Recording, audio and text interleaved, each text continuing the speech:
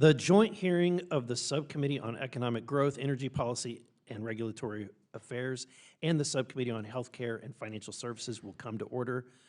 Welcome everyone to this hearing, and thank you for your patience. Turns out when you're in the room with the president, you're not allowed to leave, and security won't let you. So I want to recognize myself for the purpose of an opening statement, but first I want to say without objection, the chair may declare a recess at any time. Today we are here to provide critical oversight of the policies and subsidies instituted through the Inflation Reduction Act, or the IRA. Signed into law under the Biden administration in 2022, this misleadingly named legislation passed with 0 Republican votes.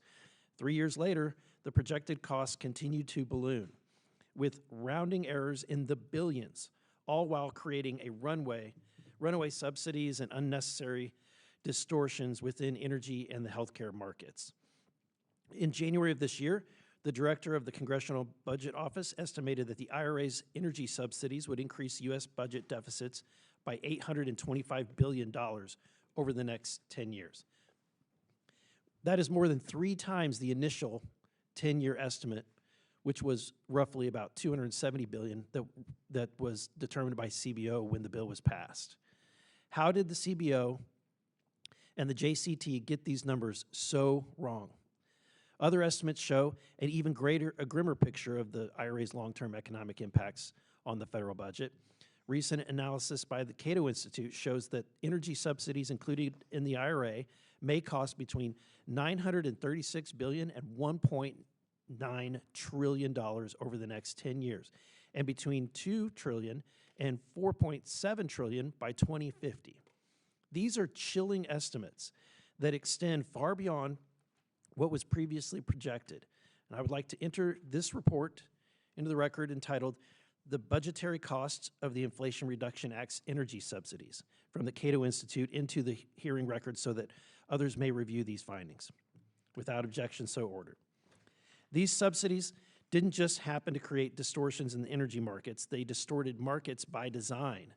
The IRA funnels money to so-called clean energy organizations that would not be able to compete on their own without these subsidies. The Biden administration was blatantly picking winners and losers in the economy. The federal government slammed a fist on the economic scale to stifle free market competition that allows for the most reliable, cost-effective sources of compete on an open playing field, all in the name of unproven hyperbolic and extreme climate alarmism. The kicker? These IRA subsidies coming from the party that purports to be against the oligarchy and fighting the billionaires created tax loopholes that carved out $11,000 on average for the top 1% through tax credits, while failing to demonstrate tax savings of more than 100 for the bottom line quintile of the American taxpayers. The IRA paid out the rich, all under the guise of climate change.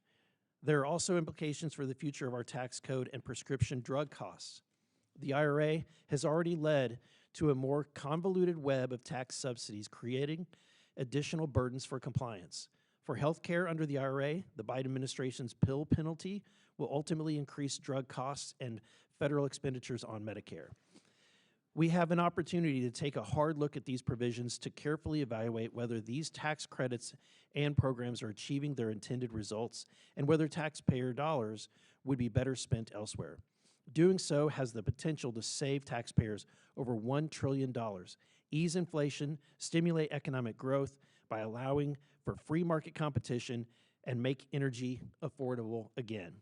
This Republican majority is committed to protecting taxpayer dollars, instituting necessary healthcare reforms, and stopping wasteful Green New Deal energy policies that are out of touch with the everyday needs of Americans.